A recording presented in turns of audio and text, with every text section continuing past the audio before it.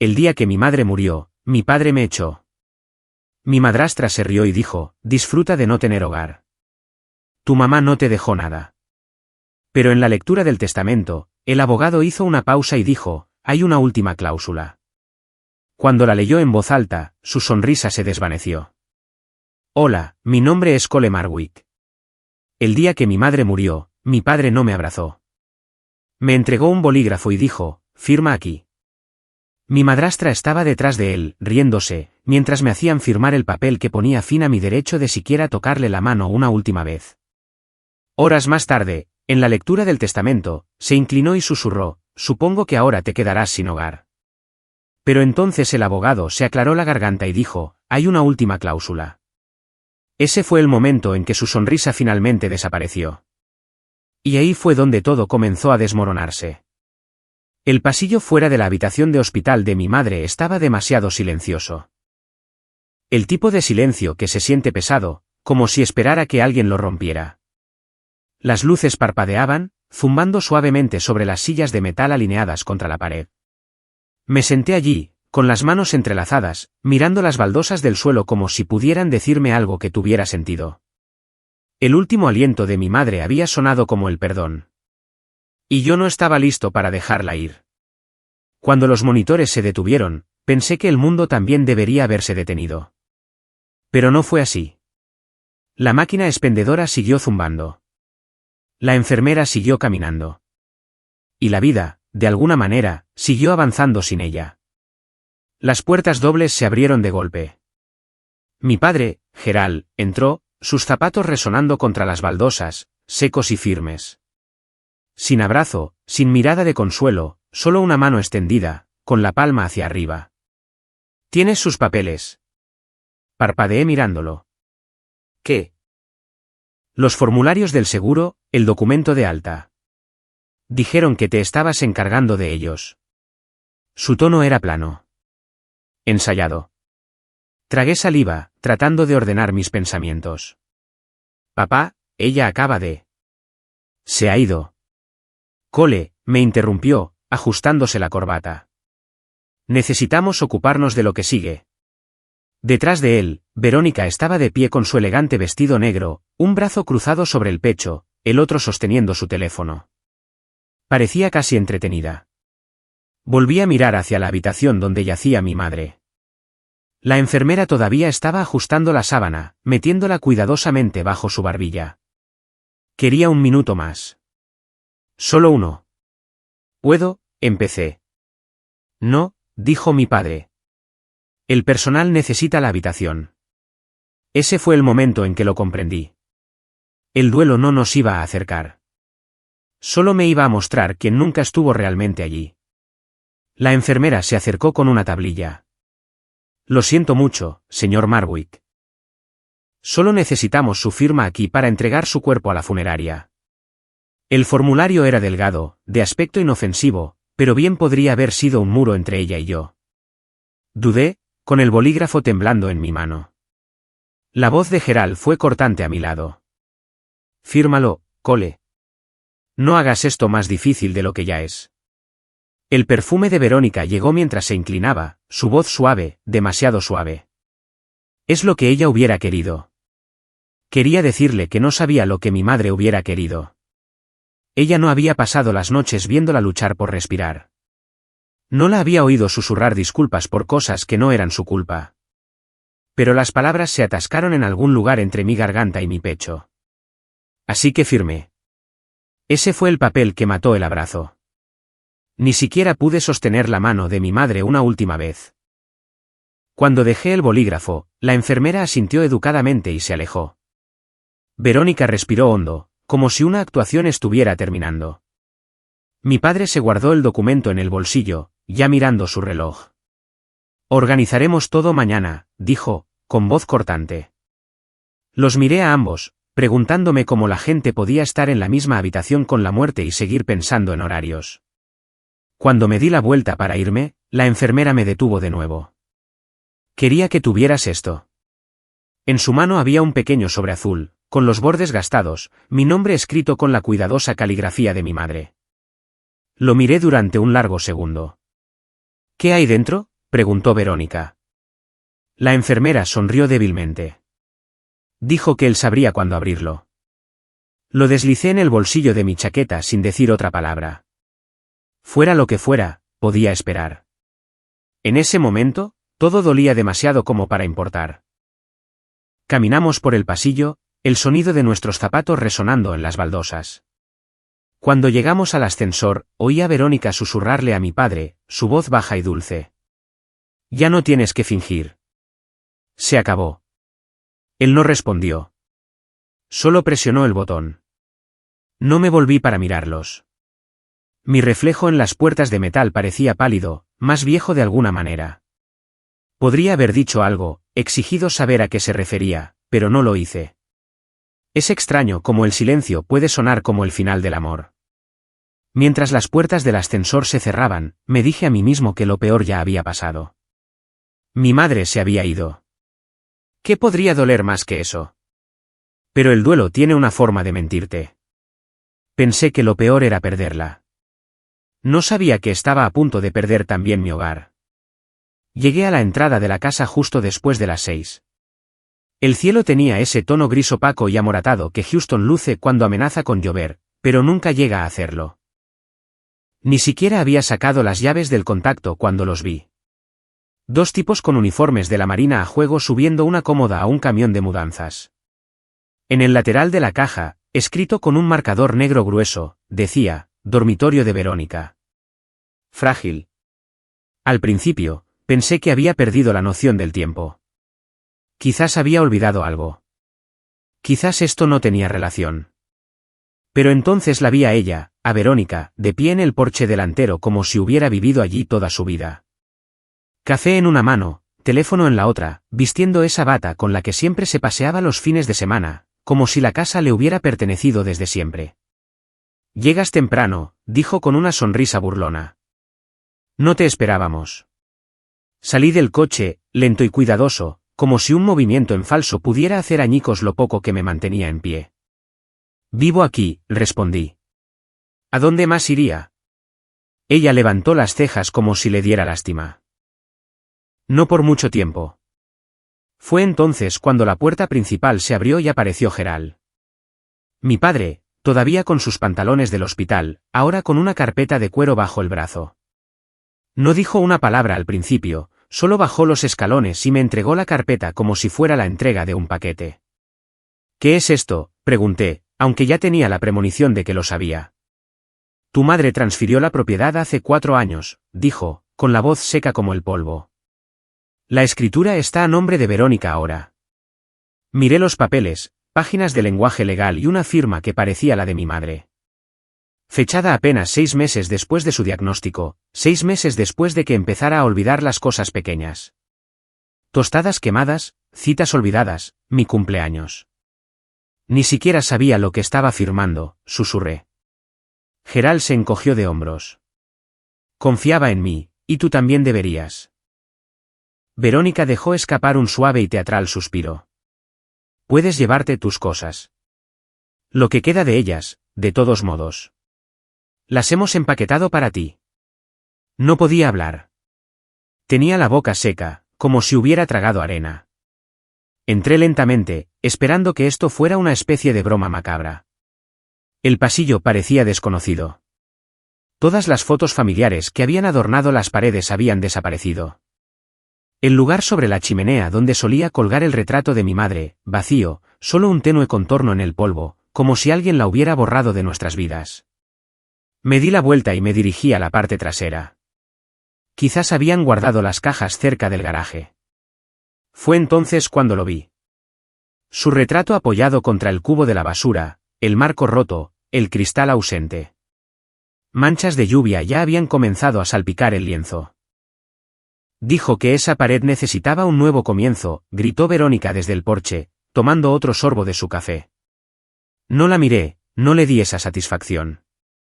Me agaché, quité la suciedad de la esquina inferior de la pintura y me quedé allí sosteniéndola como si fuera la última pieza de ella que tendría jamás. Había 100 cosas que quería decir. 1000 que podría haber gritado, pero no lo hice. A veces, El silencio es el único lenguaje que los traicionados todavía controlan. Dentro encontré 2 pequeñas cajas marcadas como cosas de cole. Una tenía mis anuarios de la escuela secundaria. La otra tenía unas pocas camisas, un par de zapatillas de correr y una bolsa de lona gastada. Eso era todo. 28 años de vida, empaquetados y etiquetados como mercancía en liquidación. Empaqué lo que pude. La casa todavía olía débilmente a sus velas de lavanda, del tipo que solía encender cuando el tiempo se ponía así, melancólico y frío, pero negándose a atormentar. Me eché la bolsa al hombro y me di la vuelta para irme. Al hacerlo, algo cayó del bolsillo de mi chaqueta al suelo de madera. El sobre azul. Lo miré fijamente. Mi nombre, su caligrafía, todavía sellado. Me agaché, lo recogí, pasé el pulgar por el borde. Todavía no. Lo volví a guardar en mi chaqueta y salí por la puerta principal sin despedirme. Justo cuando bajaba del porche, Verónica gritó detrás de mí. «Algún día me agradecerás por dejarte ir». No respondí. Simplemente memoricé el sonido de esa puerta al cerrarse. El sonido de esa puerta cerrándose me siguió por toda la calle. No sé cuánto tiempo conduje. Quizás 1 hora, quizás 2. Las carreteras se confundían hasta que el resplandor de Houston se desvaneció detrás de mí, y la noche se convirtió solo en faros y el bajo zumbido de los neumáticos sobre el pavimento. Para cuando vi el letrero de neón parpadeante de un motel de carretera junto a la primera 45, mi mente se sentía vacía, como si alguien hubiera raspado todo y dejado solo el eco de la pérdida. El letrero zumbaba de forma irregular. Bacana. La letra I se había quemado. Entré de todos modos. El estacionamiento estaba casi vacío, excepto por una camioneta y un coche que parecía no haberse movido en semanas. La mujer de la recepción no hizo preguntas. Deslizó una llave hacia mí, sin apartar la vista del pequeño televisor que tenía detrás. La habitación 6 olía ligeramente a lejía y cigarrillos. El papel pintado se estaba despegando en una esquina, y el aire acondicionado hacía un ruido como si se estuviera aclarando la garganta cada pocos minutos. Dejé mi bolsa de lona en la cama y me senté a su lado. Durante un rato, simplemente me quedé mirando el patrón del edredón. Pequeñas hojas marrones que se desvanecían en un falso dorado. Mi teléfono vibró en la mesita de noche, iluminándose cada pocos segundos con mensajes que no quería ver. Lamentamos mucho tu pérdida. Pensando en ti, primo. Si necesitas algo, llámanos. No respondí a ninguno de ellos. Ninguno se había presentado en el hospital. No le tomaron la mano. No estuvieron en esa fría habitación cuando las máquinas se silenciaron. Entonces llegó otro mensaje. El único que me oprimió el pecho. Era de él. Es hora de seguir adelante, Cole. No hagas esto más difícil de lo que tiene que ser. Miré las palabras, leyéndolas una y otra vez. El tono de mi padre se transmitía incluso a través del texto. Controlado, sin emociones, práctico, como si el duelo fuera una decisión de negocios. Presioné borrar sin responder. El silencio después de eso se sintió más pesado, del tipo que te hace empezar a hablar con las paredes solo para demostrar que todavía tienes voz. Me recosté en la cama, los ojos trazando las grietas del techo. Pensé en la casa, en la risa de Verónica mientras me alejaba, en el retrato de mi madre apoyado contra el cubo de la basura, agrietado y manchado por la lluvia. El teléfono volvió a vibrar. Esta vez no era un texto. Era una notificación de buzón de voz. El número hizo que mi corazón se detuviera. Decía, mamá, buzón de voz. Un nuevo mensaje. Me senté de golpe, mirando la pantalla, confundido. Ese número ni siquiera debería existir ya. Había visto su teléfono en la mesita de noche del hospital, muerto, olvidado. Dudé, con el pulgar suspendido sobre el botón de reproducción. Cuando finalmente lo presioné, hubo un momento de estática. Luego su voz. Si estás escuchando esto, significa que me he ido. Me quedé helado. Cada sonido en la habitación desapareció excepto su voz. Hay algo que necesito que sepas. La verdad no está en el testamento. Está en lo que no pude decir. Busca al señor Lial. Él sabe. El mensaje terminó con un leve clic. Por un segundo, me quedé sentado, respirando superficialmente, esperando que se reprodujera solo. Luego presioné el botón una y otra vez.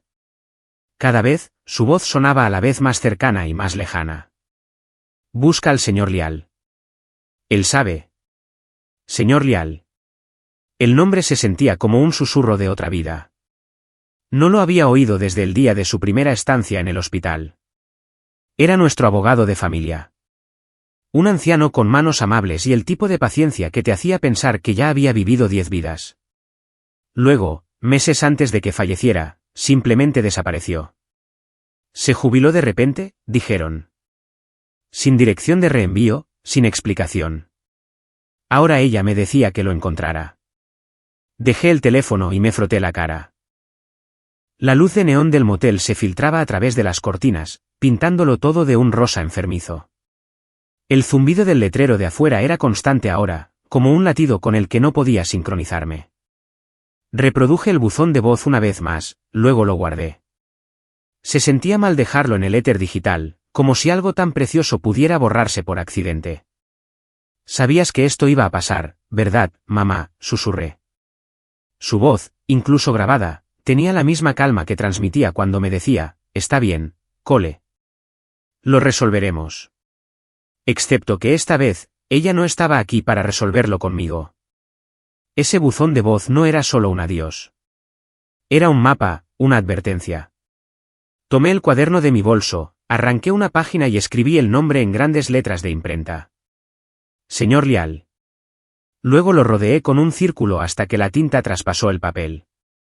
Por primera vez desde que murió, no me sentí completamente perdido. El duelo seguía ahí. Sí, espeso e inamovible. Pero debajo había algo nuevo, algo afilado. Propósito. Miré la chaqueta colgada en la silla. El sobreazul asomaba por el bolsillo, la esquina ligeramente doblada. Todavía no. Me acerqué, lo toqué suavemente como si pudiera quemarme. Lo que fuera que estuviera dentro había esperado todo este tiempo. Podía esperar un poco más. Me senté de nuevo en la cama, con el teléfono en una mano, el papel con el señor Lial en la otra. El aire acondicionado tosió de nuevo, apagándose con un chisporroteo. Las últimas palabras de mi madre resonaron en mi cabeza. Perdona a tu padre si puedes. ¿Perdón? La palabra se sentía extraña en mi boca. El perdón es fácil cuando no sabes la verdad. Cuando no ves cuán profundo llegó el cuchillo. Me recosté, cerrando los ojos, y escuché su buzón de voz una vez más antes de apagar el teléfono. El sonido de su voz llenó la habitación, suave pero firme. No sonaba asustada. Sonaba segura. Esa certeza comenzó a crecer dentro de mí, silenciosa, pero inflexible. Quizás había perdido mi hogar. Quizás me habían quitado todo lo que me unía a ella, pero no me habían quitado esto. Sus palabras, su verdad. Susurré a la oscuridad, lo encontraré, mamá. Descubriré lo que no pudiste decir. La luz de neón de afuera parpadeó una vez, luego se estabilizó. Su voz terminó con un clic. Pero no era el sonido de un adiós. Era el sonido de una puerta abriéndose. Pero no la puerta del motel detrás de mí. Era algo dentro de mí, un cerrojo silencioso que me había mantenido en mi lugar desde el funeral finalmente cedió. A la mañana siguiente, después de 2 tazas de café de motel y 5 minutos mirando el estacionamiento, hice el check-out y conduje hacia el sur. Galveston no estaba lejos, solo 1 hora más o menos por la primera 45. Pero el aire se sentía más pesado a medida que me acercaba. Como si el océano supiera lo que estaba a punto de desenterrar y me advirtiera con cada milla.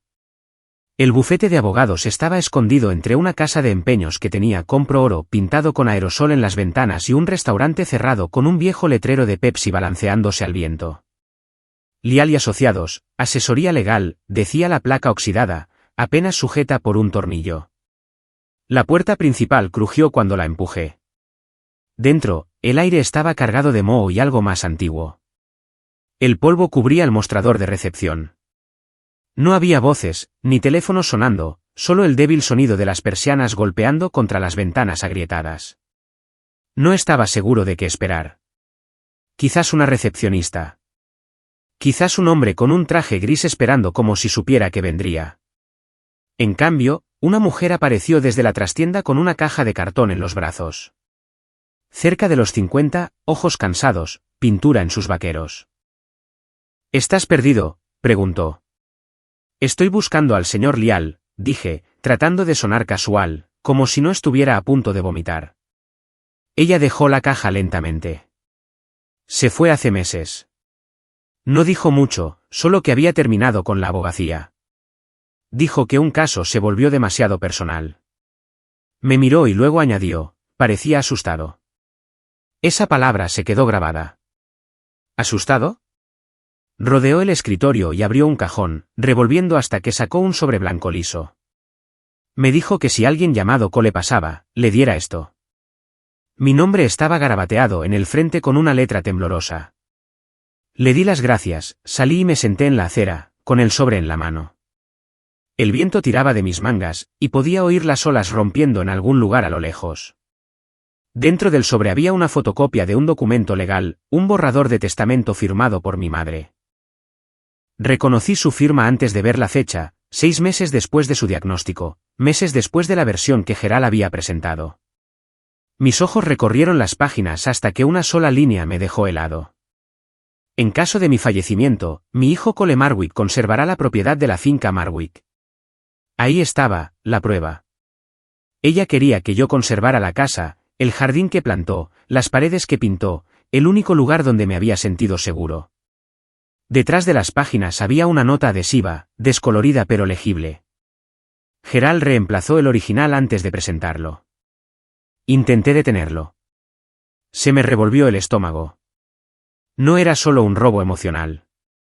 Era un fraude legal. Los últimos deseos de mi madre sobrescritos. Su confianza torcida. Casi no oí a la mujer volver a salir. Probablemente no debería decirte esto, dijo, con los brazos cruzados. Pero la noche antes de que el señor Lial se fuera, vi a un hombre y una mujer aquí hasta tarde. Discutieron con él. Parecía acorralado. ¿Los reconoció? Dudó. Solo por las noticias del funeral de tu madre. Eran tu padre y su esposa, ¿verdad? No respondí. No tenía por qué hacerlo. Ella asintió, con los labios apretados en una delgada línea. Salieron por la puerta lateral. Él nunca volvió después de eso. Me quedé en silencio, con el documento pesado en mis manos. La policía lo había llamado jubilación. Así de simple, un hombre desaparece y se etiqueta como papeleo. Limpio, incuestionable. Quizás la verdad no murió con ella, dije en voz alta, más para mí que para ella. Quizás fue enterrada viva. Ella volvió a entrar y yo me quedé allí en la acera, dejando que el peso de todo se asentara. Podría haberme derrumbado allí mismo, pero no lo hice. Sostuve el sobre con más fuerza. Una parte de mí, la parte que todavía quería creer en las reglas y la razón, susurró, aléjate. Pero otra parte ya había marcado un límite. Metí la mano en el bolsillo de mi abrigo. El sobre azul se deslizó a la vista, sus esquinas gastadas por días de ser sostenido y nunca abierto. Lo levanté hacia la luz. Justo debajo de la solapa, vi unas curvas tenues. La caligrafía de mi madre. No solo mi nombre, una frase. Quería que encontrara esto, dije en voz baja. Quería que viera lo que hicieron. Por primera vez, no tenía miedo de seguir adelante. Mientras me levantaba y caminaba de regreso a mi coche, doblé el borrador del testamento y lo deslicé en la guantera. La puerta se cerró con un suave clic. Entonces noté el coche al otro lado de la calle, negro, con los cristales tintados, el motor zumbando. No se fue. No hasta que yo lo hice. Para cuando llegué a las afueras de Houston, la luz de la tarde se había vuelto nítida y dorada, cortando a través del parabrisas como una cuchilla. Había ensayado el viaje en mi cabeza una docena de veces. Cada palabra, cada respiración, cada posible resultado. Pero nada de eso se sintió real hasta que giré en el largo camino de entrada de la nueva casa de mi padre, o mansión, debería decir. Las puertas de hierro se abrieron lentamente después de que presioné el intercomunicador. Ninguna voz preguntó quién era. Solo un zumbido mecánico, una bienvenida silenciosa para alguien que no esperaban. La casa parecía haber sido construida para impresionar a gente que no importaba. Anchos escalones de mármol, altas puertas de cristal, paredes que probablemente resonaban porque no había suficiente amor para llenarlas. Verónica abrió la puerta antes de que pudiera llamar. Su cabello estaba perfecto, su perfume lo suficientemente espeso como para ahogar. Sonrió con el tipo de sonrisa que pertenece a un folleto inmobiliario, no a la vida real. Bueno, dijo, apoyándose en el marco de la puerta. Justo estábamos hablando de ti. Entré sin esperar una invitación. Entonces esto debería ahorraros algo de tiempo. El lugar estaba impecable, frío, sin rastro de mi madre en ninguna parte.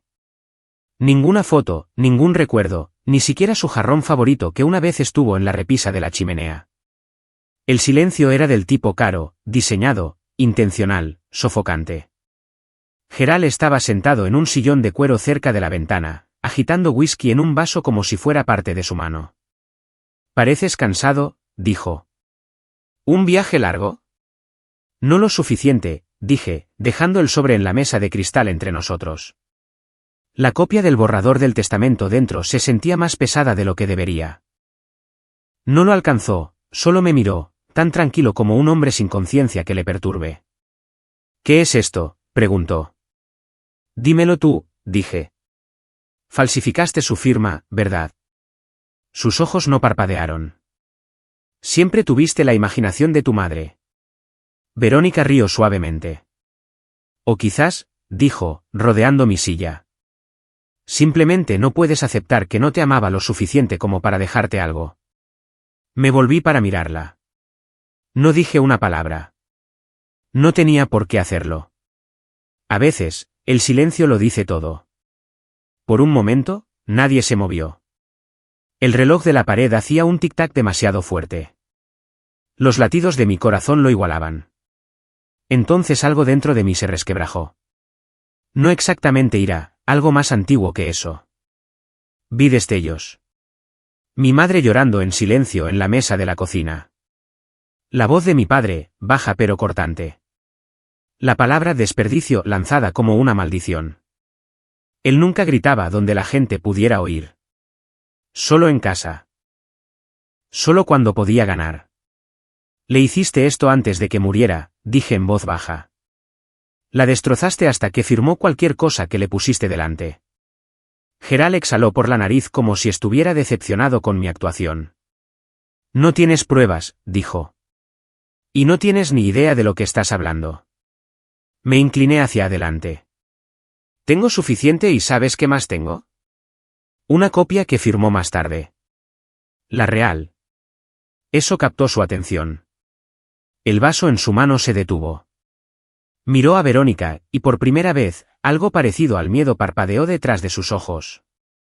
El tono de Verónica se volvió agudo. «Estás de farol». Metí la mano en mi chaqueta, saqué la fotocopia y la deslicé hacia él. «Léelo». «O quizás ya sabes lo que dice». No lo hizo. No lo necesitaba. El color de su rostro lo delató. Después de un largo silencio, se levantó. «Escúchame», dijo, con voz baja y firme. El tipo de tono que usaba cuando yo era niño y quería que me sintiera pequeño. «Si sigues con esto, me aseguraré de que nadie te crea. Tengo declaraciones firmadas de médicos, de Verónica, de la familia. Eres inestable, Cole. Siempre lo has sido». Mi pecho se oprimió, pero no por miedo, por reconocimiento. Así es como ganaba todas las peleas, no por la fuerza, sino reescribiendo la realidad. Verónica sonrió burlonamente. ¿De verdad crees que alguien creería tu palabra por encima de la nuestra? Los miré a ambos, dos personas que lo habían tomado todo y todavía pensaban que podían salir impunes. Tienes razón, dije finalmente. Nadie me creería. Todavía no. Verónica rió de nuevo, pero esta vez sonó nerviosa. Recogí el papel y lo volví a guardar en mi chaqueta. «Sabes», dije, «mamá solía decirme algo. Ella decía, la verdad es el único hogar que necesitarás. Puedes perder todo lo demás, pero no eso». Me di la vuelta hacia la puerta. La voz de Gerald me siguió, cargada de amenaza. Aléjate, Cole. No empeores las cosas. No dejé de caminar. Ya lo hicisteis. Afuera, la luz del sol se sentía más fría. Me quedé en el porche durante mucho tiempo, mirando el horizonte. Mi mano rozó el bolsillo interior de mi chaqueta, sintiendo el contorno del sobreazul. Durante semanas, se había sentido como duelo. Ahora se sentía como una dirección. Subí a mi coche, arranqué el motor y susurré para mí mismo, me dijo que nadie me creería. Tenía razón. Hasta que decidí hacerles ver. Me detuve en el arcén de la autopista y me quedé sentado un minuto, con el motor todavía en marcha. Sentía una presión en el pecho. No pánico, no exactamente miedo, sino algo más frío, un conocimiento, cualquier línea que se hubiera trazado antes. Ya la había cruzado. El sol comenzaba a deslizarse hacia los árboles, pintando el mundo con ese pálido resplandor naranja que nunca dura mucho. Abrí mi guantera y saqué el trozo de papel que había escrito a toda prisa la noche anterior. Henry Wessler, notario público, garabateado sobre una dirección que encontré enterrada en los viejos archivos de contactos de Leal. Sugarland estaba a unos 40 minutos al suroeste. Un lugar tranquilo, una ciudad de jubilados en estos días. Sabía que el viaje no sería largo, pero lo que esperaba al final podría cambiarlo todo. La oficina estaba en una vieja casa reconvertida con molduras blancas desconchadas y un letrero de cerrado descolorido e inclinado a medias en la ventana, pero la puerta estaba abierta. Dentro, el aire olía a tiempo, a polvo, a papel y a un leve aroma a aceite de limón. Montones de carpetas de Manila se alineaban en las paredes, marcadas con décadas de transacciones y nombres que nunca conocería. Henry Wessler era más viejo de lo que esperaba. Cabello blanco y fino, peinado cuidadosamente hacia atrás, gafas posadas en la parte baja de su nariz. Levantó la vista de un libro de contabilidad cuando entré. ¿Puedo ayudarte?, preguntó, con voz ronca pero firme. Estoy aquí por el testamento de Elaine Marwick, dije, acercándome. Usted notarió ambas versiones. Sus ojos se entrecerraron al oír el nombre. Dejó su pluma lentamente. Era una mujer excelente, dijo con cautela. Pero solo notaría un documento para ella. Eso fue hace años. Saqué la fotocopia del bolsillo de mi abrigo, la desdoblé y la coloqué suavemente sobre su escritorio. Entonces quizás pueda decirme por qué su sello está en esto. Wessler se inclinó, y durante un largo momento, todo lo que oí fue el tic-tac del reloj en la pared. Tocó el papel como si pudiera quemarlo. Ese es mi sello, dijo, con voz baja. Pero yo no notaría esto. Esa no es mi letra. Su mano tembló ligeramente mientras se ajustaba las gafas. Y esa no es mi firma. No me moví. Él tampoco. Levantó la vista. Cuando Gerald trajo el segundo lote de papeles, le dije que no. Dije que no sellaría nada sin que Elaine estuviera presente. Dijo que ella estaba demasiado enferma para venir. Solo quería aclarar parte de la redacción. Aún así, dije que no. Pero este documento se presentó de todos modos, dije. Asintió lentamente. Supuse que fue a otro notario. Pero si este es mi sello y no mi firma, se interrumpió. Eso es un delito federal, señor Wessler, dije. Sé lo que es, respondió, con voz tensa. Pero tienes que entender que tu padre tiene amigos, amigos de verdad, jueces, banqueros. Si hablo. Ya enterró el nombre de mi madre, interrumpí, tranquilo pero firme. No le estoy pidiendo que reciba una bala. Le estoy pidiendo que diga la verdad. No respondió de inmediato. Luego se reclinó, exhaló con fuerza y dijo, deja la copia conmigo. Quiero compararla con mis viejos registros. Vuelve mañana. Asentí, aunque no tenía idea de si todavía estaría aquí mañana o si cambiaría de opinión una vez que Gerald se enterara. Al salir de nuevo a la acera, el viento había arreciado. El aire olía a tormenta inminente. Fue entonces cuando lo vi de nuevo. El todoterreno negro estacionado al otro lado de la calle, en un ángulo justo para ver la puerta por la que había salido. Cristales tintados, motor apagado, pero podía sentir que me observaban. Mi teléfono vibró en mi mano. Sin identificador de llamada. Solo un único mensaje. Deja de hacer preguntas. Miré la pantalla durante unos segundos, luego hice una captura de pantalla. Después de eso, abrí mi cámara y comencé a grabar. Mi cara, el coche, la señal de la calle, la hora. No me dejarían manipular hasta el silencio. No de nuevo. Para cuando regresé al motel, el cielo se había oscurecido a un azul profundo. No encendí las luces, simplemente me senté en el borde de la cama con la espalda contra la pared, mirando el letrero parpadeante del motel a través de las cortinas. Saqué mi teléfono y abrí la galería. Viejas fotos de mamá sonriendo, cuidando el jardín, de pie a mi lado en la graduación de la escuela secundaria con su mano en mi espalda. Luego una que casi había olvidado, ella, el señor Lial y Henry Wessler en un evento de caridad años atrás. Elaine estaba en el centro, riendo como si acabara de contar un secreto. Confío en las personas equivocadas. Pero quizás ella me había enseñado mejor. Mi mano se movió hacia el sobre azul que descansaba en la mesita de noche. El papel parecía gastado ahora, los bordes suaves de haber sido manipulado tantas veces. Lo cogí, le di la vuelta, lo sostuve a la luz. Dentro, apenas podía distinguir la escritura. La suya, no impresa, personal, para mí. Mi pulgar recorrió la solapa. Todavía no, susurré. Casi. El teléfono seguía grabando, y seguiría grabando. A partir de ahora, cada paso que diera iba a ser documentado porque esta ya no era solo mi lucha. Pensé que estaba persiguiendo fantasmas hasta que los fantasmas empezaron a perseguirme. No dormí esa noche. Simplemente me quedé allí, en la cama del motel, con los ojos abiertos, escuchando el aire acondicionado traquetear y zumbar como si luchara por soportar el peso del aire. Por la mañana, la inquietud no me había abandonado.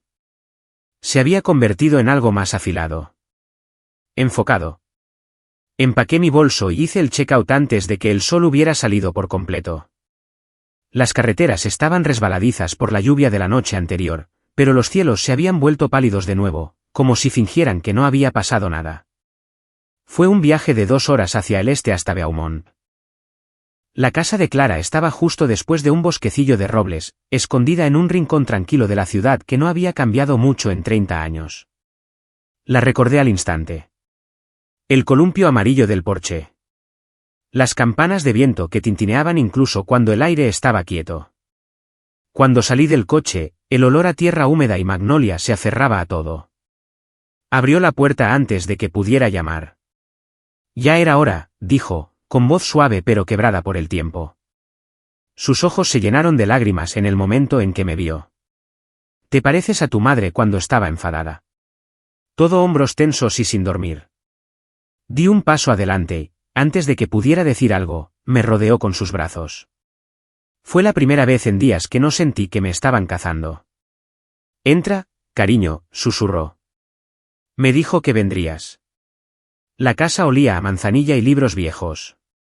Las paredes estaban llenas de cuadros enmarcados. Algunos de mí de niño, la mayoría de mamá. Clara nunca se casó, nunca tuvo hijos. Era más que una amiga para mi madre. Era la persona que se quedaba y recordaba. Con un té, nos sentamos en la sala de estar. La luz de la ventana manchada por la lluvia hacía que el lugar pareciera un recuerdo. Sostenía su taza con ambas manos, como si eso la mantuviera firme. Sabía que Gerald vendría a por todo, dijo Clara en voz baja. No confiaba en los tribunales, no confiaba en la ley. Así que hicimos un plan. Me incliné. ¿Qué plan? Tu madre movió parte del patrimonio a un fideicomiso privado, dijo. Uno al que solo tú podías acceder, pero solo si podías demostrar que el testamento original había sido manipulado. Buscó en un cajón y me entregó una fotografía. En ella, mamá estaba sentada en esta misma mesa, firmando un documento. Sus ojos estaban concentrados, los labios apretados con determinación. Al fondo, Clara estaba de pie observándola, con la mano en su hombro. Lo preparó para que, cuando descubrieras la verdad, tuvieras una forma de contraatacar, dijo Clara. No quería que él ganara. No esta vez. Sentí un nudo en la garganta. Todos estos meses, había creído que me había dejado atrás, Pero no lo había hecho.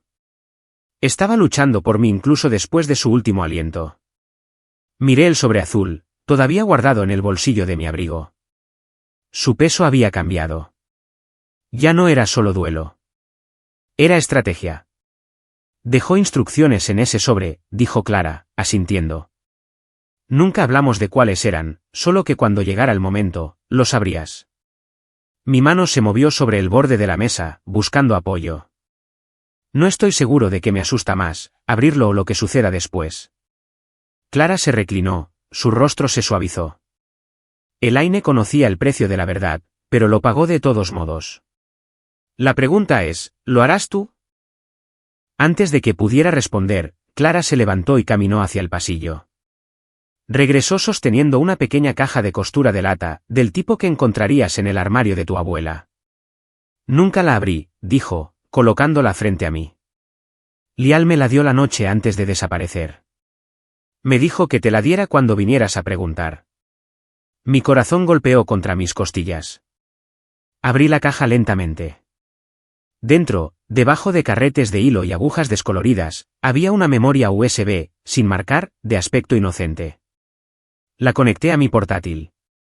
Lo que se cargó a continuación me dejó sin aliento. Docenas de documentos escaneados, libros de contabilidad, correos electrónicos, fotografías. Una mostraba a Gerald entregando un sobre de Manila a un secretario del condado fuera de un campo de golf. Otra detallaba transferencias bancarias a una cuenta privada en las Islas Caimán días antes de que se presentara el testamento revisado de Elaine. Había inconsistencias en las notarizaciones, iniciales falsificadas, marcas de tiempo alteradas, todo. Cada hilo de engaño tejido en el imperio de mi padre. Y luego, un archivo de vídeo. Hice clic en reproducir. Era una grabación. Lial, hablando directamente a la cámara, fechada una semana antes de su desaparición. Si estás viendo esto, dijo, entonces he fallado en mantener intactos los últimos deseos de Elaine. Gerald me forzó la mano. Pero la verdad está aquí. Todo lo que necesitas para deshacer lo que hizo está en esta unidad. Solo ten cuidado. Él no pierde en silencio. Clara tenía lágrimas en los ojos. No sabía lo que había en ella. No quería saber. Miré la pantalla, el cursor parpadeando como si esperara que actuara. Todo este tiempo, susurré. Pensé que no me había dejado nada. Pero no fue así, dijo Clara suavemente. Te dejó justicia, lo único que él no puede comprar. Me recosté, la lluvia todavía repiqueteando suavemente en el techo. Todo lo que necesitaba estaba aquí. Verdad, motivo, prueba. Y ahora tenía que tomar una decisión. Exponerlo todo y Gerald iría a la cárcel. El apellido, la empresa. Se derrumbaría bajo el peso del escándalo. Todos los que lo apoyaron caerían con él. Tu madre dijo que la verdad te costaría todo, dijo Clara con delicadeza. ¿Estás dispuesto a pagar ese precio? Cerré el portátil. Ya le costó a ella, dije. No dejaré que se lleve a nadie más. A medida que la tarde se oscurecía, me senté en silencio, con la memoria USB en mi bolsillo y el sobre aún sellado en mi abrigo. Clara encendió una lámpara, el suave resplandor bañando la habitación. Los fantasmas ya no me perseguían. Me estaban señalando el camino. Los archivos de esa unidad podrían reducir todo a cenizas o finalmente traerle paz. De cualquier manera, mañana dejaría de correr. Salí de Beaumont antes del amanecer. Los limpiaparabrisas apenas daban abasto con las cortinas de lluvia. Los truenos retumbaban a lo lejos, y algo en el cielo se sentía correcto, como si incluso los cielos estuvieran hartos de mentiras. Para cuando entré en el largo camino de grava de la finca Marwick, la noche había caído con fuerza. Los relámpagos brillaban sobre las colinas, volviendo la fachada de piedra de la mansión de un blanco fantasmal por una fracción de segundo. No me molesté en tocar el timbre.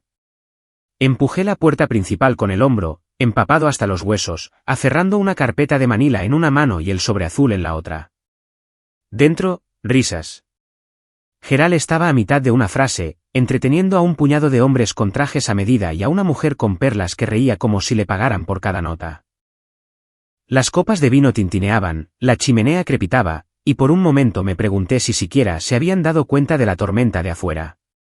Pero cuando entré en la habitación, goteando y con los ojos fijos en mi padre, el silencio cayó como una cortina. Su sonrisa no vaciló. Realmente no sabes cuándo rendirte, ¿verdad?, dijo, agitando su whisky. Verónica, sentada a su izquierda, se congeló con una copa a medio levantar, y esa sonrisa burlona que siempre llevaba cuando pensaba que ya había ganado. Avancé lentamente. El agua de lluvia formaba un charco detrás de cada paso. Dejé caer el sobre en la mesa de centro, luego la carpeta. No más juegos, dije. ¿Terminemos con esto? Gerald ni siquiera miró hacia abajo. ¿Crees que irrumpir así va a cambiar algo? Solo estás montando una escena. Abrí el sobre. Dentro había una sola carta. La caligrafía de mi madre. Elegante. Segura. Debajo, una segunda unidad USB, idéntica a la de la casa de Clara. Me volví hacia sus invitados. ¿Querréis ver esto? Tomé el control remoto del televisor de la bandeja y conecté la unidad al panel inteligente. La pantalla parpadeó. Se cargó un archivo de vídeo. Reproducir.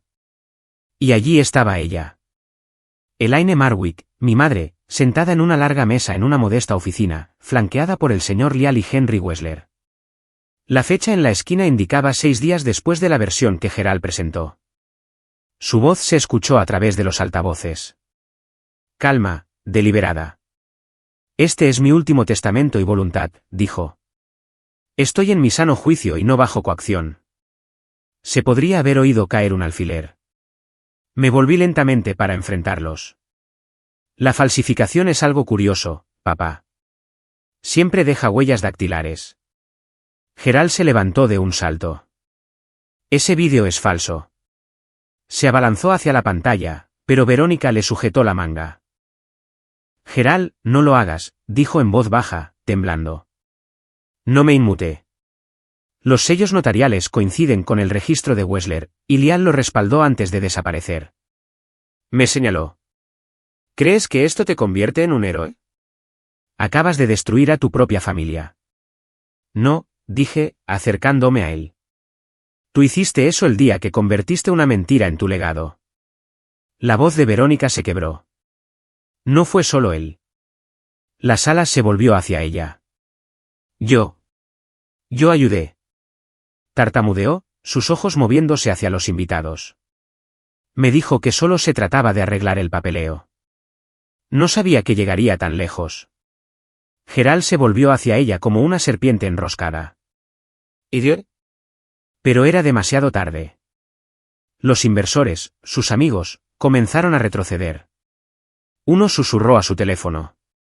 Otro deslizó su tarjeta de visita de la mesa de centro y la guardó en su abrigo como si no quisiera dejarla atrás. El colapso había comenzado. Metí la mano en la carpeta y expuse copias de transferencias bancarias, discrepancias legales, correos electrónicos con fecha y hora. Ya he enviado copias a la oficina del fiscal del estado y a 2 reporteros. Para mañana, esto ya no será un asunto familiar. Será de dominio público. Gerald se quedó allí, con la mandíbula apretada, su imperio desmoronándose más rápido de lo que podía reaccionar. La tormenta afuera golpeaba contra las ventanas. Los ojos de Verónica se llenaron de lágrimas. No de remordimiento, sino de miedo. El tipo de miedo que la gente tiene cuando su seguridad se evapora en tiempo real. Saqué la última carta, y la puse sobre la mesa. Ella quería que yo viviera en la verdad, aunque doliera. Leí en voz alta, el hogar no es un lugar, hijo mío. Es la verdad con la que eliges vivir. Y con eso, me di la vuelta y caminé hacia la puerta. Las sirenas ya se acercaban, cada vez más fuertes sobre el trueno. Detrás de mí, Gerald se desplomó en su silla como si le hubieran sacado el aire del pecho. No gritó. No discutió, solo miró fijamente mientras todo a su alrededor comenzaba a resquebrajarse. Ella ganó, ¿verdad?, murmuró. Miré por encima del hombro. No, ella solo dijo la verdad.